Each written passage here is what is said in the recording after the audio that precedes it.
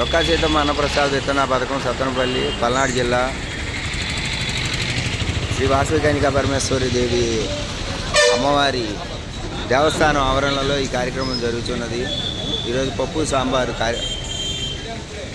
తో భోజనం అందించబడింది.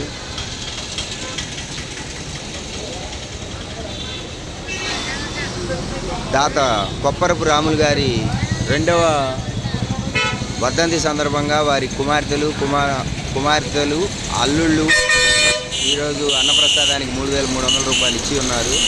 140 మందికి అన్నప్రసాదం అందించాము. ఆర్వై చలివేంద్ర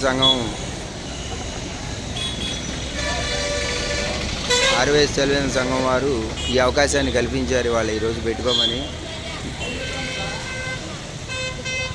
జనసేన నాయకులు అప్పాపురపు నరేంద్ర ఆధ్వర్యంలో ఈ కార్యక్రమం జరుగుతున్నది.